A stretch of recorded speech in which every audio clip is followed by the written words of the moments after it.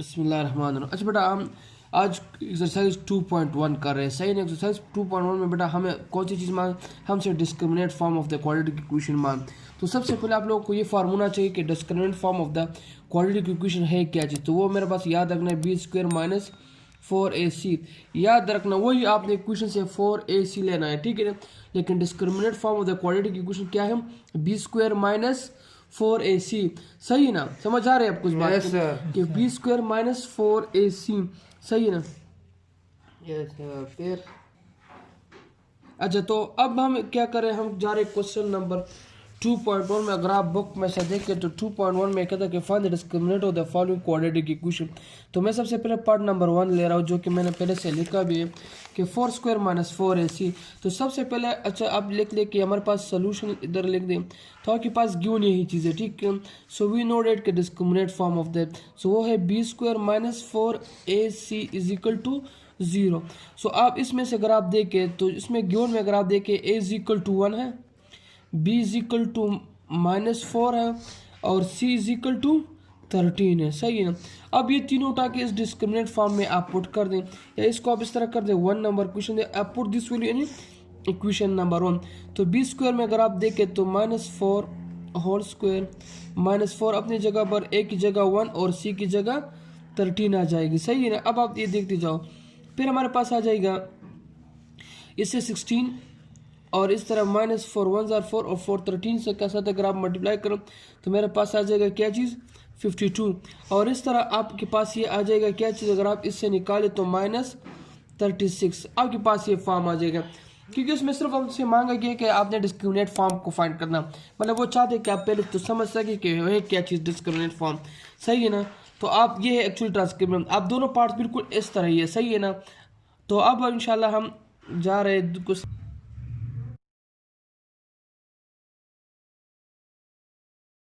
अच्छा, जो question number 2 की बात मैं करूँ ना, उसमें अगर आप गौर से देखें तो आपके बुक में अगर आपसे बुक से देखें तो examine the nature of the roots of the following equation. आपने करना क्या है, उसकी रूट्स की नेचर फाइंड आउट करना। नेचर किस तरह हमें फाइंड आउट करना, अगर हमारे पास b² माइनस 4ac अगर वो कोई वैल्यू आ जाए तो आपने उस वैल्यू को हमारे इस बुक में से आपको एक टेबल गिवन, आप गौर से देखिएगा, उसमें से आपके पास देखो 3 चीज़ें हैं।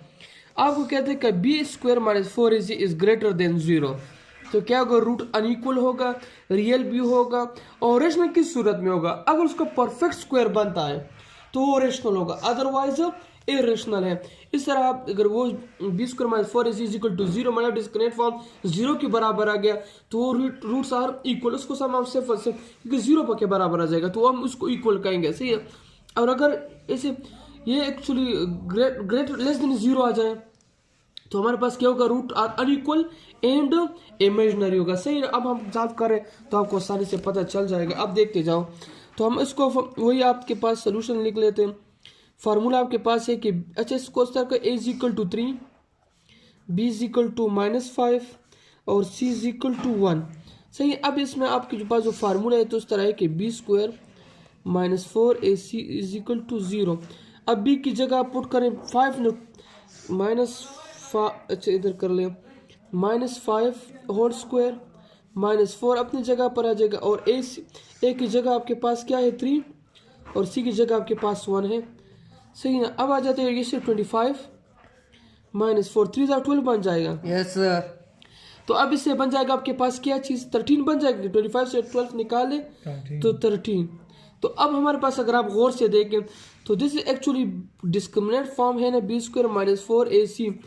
तो क्या था, ये 13 आ गया। 13 क्या है, मतलब इस ग्रेटर देन 0 है।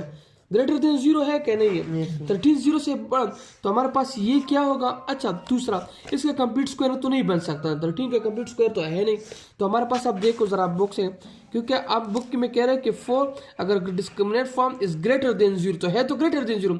तो मेरे पास ये क्या हो गया, ये रूट मेरे पास अनइक्वल भी है, रियल भी है और इरेशनल भी है। याद रखना क्या क्या, the roots are unequal, real और इरेशनल। अच्छा, इसमें रेशनल और इरेशनल दोनों का वर्ड इस्तेमाल हुआ। मैं फिर कह रहा हूँ रेशनल उस सूरत में होगा, लेकिन सपोज का 25 आ जाए 25 का स्क्वायर बनता है ना, फिर 5 स्क्वायर तो वो कंप्लीट, तो फिर हमारे पास वो क्या होगा, रेशनल होगा।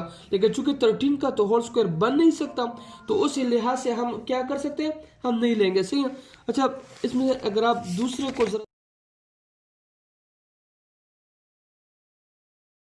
जल्दी से देख के वो भी करा लेते हो, शायद उसे डिफरेंट आ जाए। अब दूसरे को आप देखिएगा, क्वेश्चन दूसरे का है मेरे पास कि 6x² plus 6 minus 2 is equal to 0।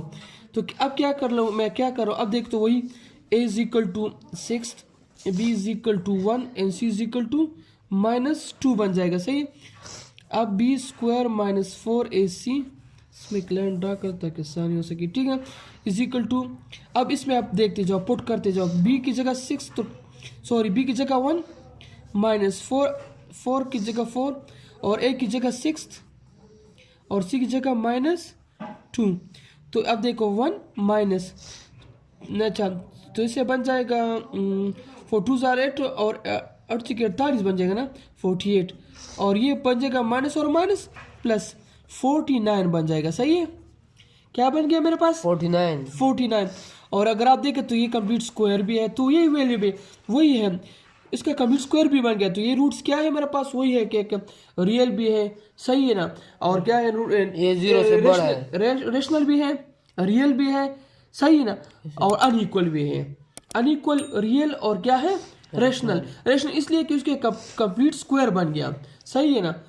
अच्छा, अब क्वेश्चन नंबर 3 की तरफ हम जा रहे हैं।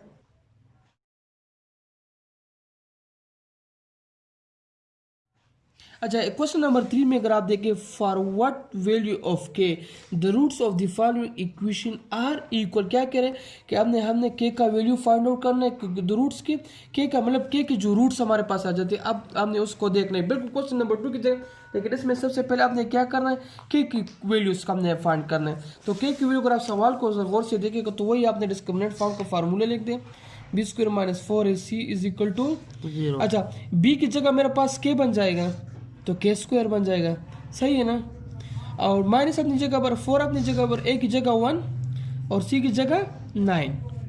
ये हम एरो भी डालेंगे इधर, तो ये तो एरो क्योंकि हमने k की वैल्यू फाइंड आउट करना है, ये तो सिर्फ इस फार्मूले में पुट कर रहे हैं और कुछ नहीं कर रहे, सही है। अब अगर आप गौर से देखिएगा, अब ये एरो ने भी इक्वली डाल देते, फिर आप देखो तो मैं बाद में क्या करें तो उसके साथ। अच्छा, अब k² अपनी जगह पर आ जाएगा और माइनस 9, इसे 36 बन जाएगा, 4 1s are 4 और 4 9s are 36, सही है। अब अगर आप देखें तो इसको सिंपल मैं इस तरह भी कर सकते हो, k² इज माइनस 6² कर सकते हो इस तरह। अब इसको यू कर लें कि k इज इक्वल टू 6², सही है। दोनों तरफ पे अंडर रूट डाल लें तो ये खत्म हो जाएगा, ये भी खत्म हो जाएगा और ये भी खत्म हो जाएगा, लेकिन प्लस माइनस 6 सिंपल है, कोई अच्छा इधर भी प्लस माइनस डालेंगे, इधर भी प्लस माइनस नहीं, सिर्फ इसके साथ डालेंगे, इससे तो खत्म ही यार, के साथ प्लस माइनस से क्या फायदा पड़ेगा, के की वैल्यू दो आने चाहिए, एक प्लस आ गया एक माइनस आ गया, अंडर रूट से जो भी निकल गए थे तो उसमें आप प्लस माइनस है। अच्छा, बिल्कुल सेम दूसरा भी कुछ इस तरह के 12x² आप सिंपल उसमें पुट करते जाए और आपके पास ये चीज़ आ जाएगा। कोई मसला है तो आप इनबॉक्स में पूछ सकते हैं, सही है ना। अच्छा, क्वेश्चन नंबर 4 की हम तरफ जा रहे हैं। जो क्वेश्चन नंबर 4 है हमारे पास वो है कि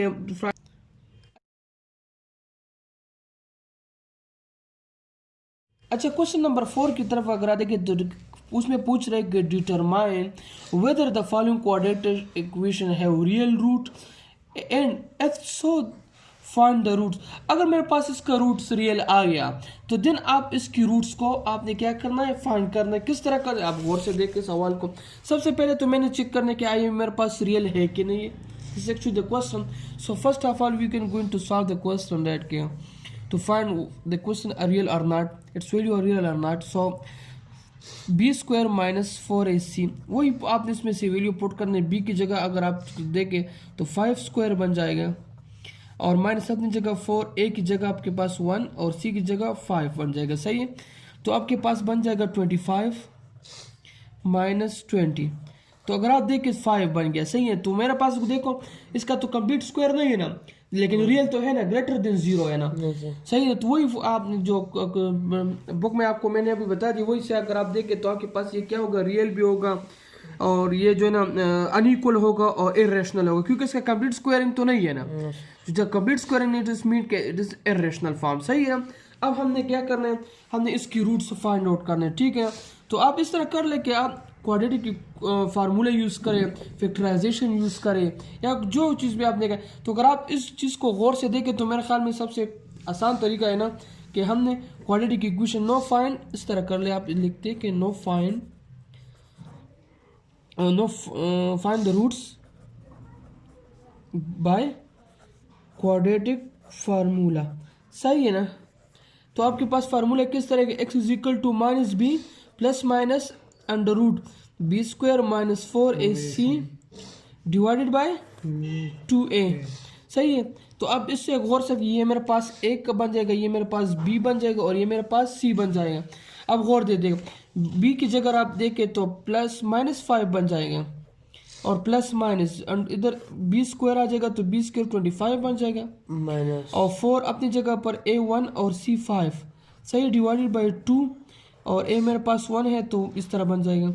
तो minus plus minus 25 minus 20 divided by 2 और इस तरह ये बन जाएगा minus 5 plus minus square root 5 तो 25 बन जाए, ये 20 तो इधर 5 बन जाएगा और नीचे 2 तो आपके पास ये क्या, अगर ये आपके पास आ गया आपके पास रूट्स, मतलब minus 5 plus under root 5 divide by 2 और एक दफ़ा प्लस के लिए लिख दे और एक दफ़ा आप माइनस के लिए लिख दे, सही ना। एक दफ़ा आप ये देखो शायद ये मिस हो गया, इसमें से आप देखते जाओ, उसमें अब 25 आ जाएगा 4 और 5, क्योंकि मेरे पास जो है ना सी जो है ना 5 है, ए 1 है और बी 4 तो अपनी जगह पर इस तरह आपके पास ये बन जाएगा। प्लस माइनस की वजह से एक दफ़ा आप प्लस में लिख दे, एक दफ़ा आप माइनस में लिख दे। Thank you very much.